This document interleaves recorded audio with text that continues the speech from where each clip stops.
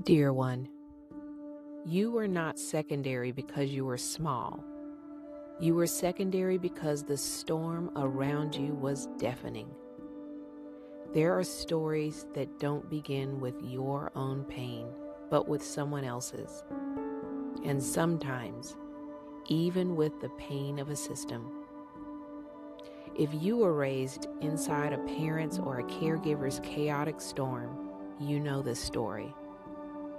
It starts with their rage, their heartbreak, their bitterness, their fear, their shame.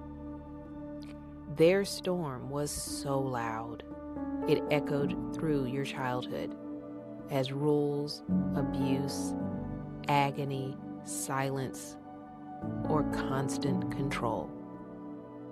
Maybe they loved you, maybe they didn't know how.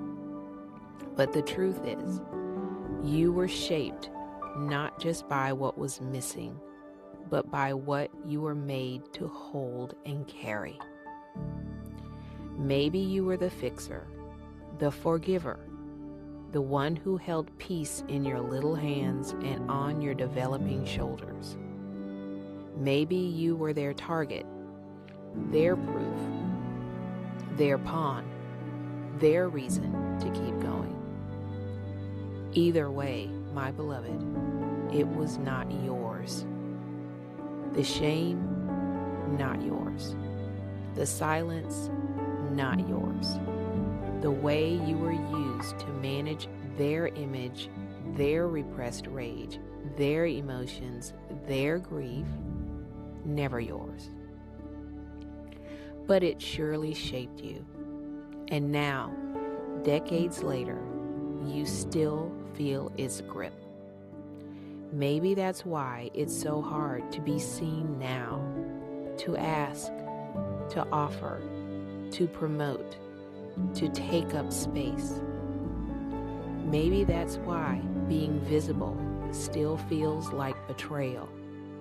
Like the moment you're seen, someone will strike, or someone will shame you back into being small. Maybe that's why you hesitate, not because you don't believe in what you've built, but because the younger version of you still remembers. Asking felt dangerous. Being seen meant risk. Maybe that's why you struggle to love freely, to stay, to receive. Because someone once made your mere breathing and your needs feel like burdens. Because being chosen felt conditional. Because warmth was a setup, not a sanctuary. Because being okay was required, no matter how much it cost you. Because peace wasn't real unless you were the one holding it. Because you learned to anticipate rupture, even in the moments of calm. Maybe that's why joy feels suspicious. Why asking still tightens and grips your chest. Why rest strikes you as laziness and praise can feel like pressure. Because the deafening storm taught you, stay small to stay safe. And small became the only shape you knew how to hold, even when you knew the container didn't fit. And here's the deepest part. When your parents' pain becomes your atmosphere, you don't even realize how distorted your mattering has become. You start to believe, I only matter when I'm useful. I only matter when I'm small. I only matter when someone else says I do. But beloved, that was their story, not yours. These are two different truths. One shaped your childhood. The other is still asking to shape your becoming. You were not put here to absorb their grief. You were not born to carry their debt. You were not meant to be the peacemaker in a war you never chose. Your worth is not conditional. It is really not dependent. It is not up for re-debate every time you take a breath or say yes to what you want.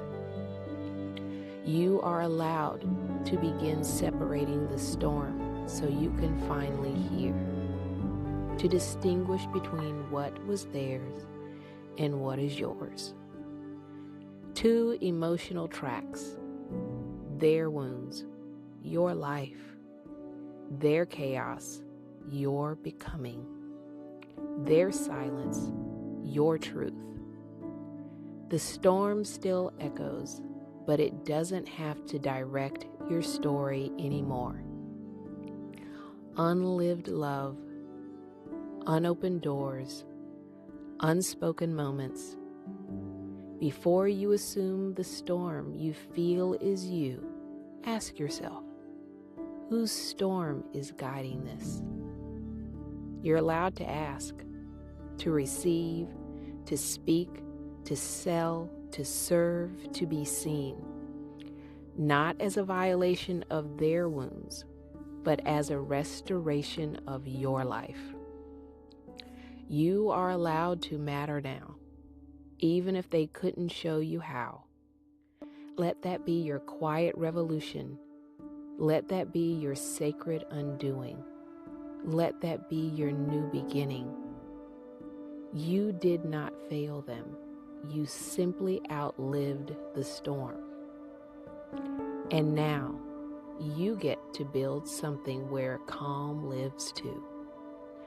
Proud is with you, not just because you survived, though many didn't. Proud is with you because if you're reading this, you still carry hope, even when it hurts, even when it trembles.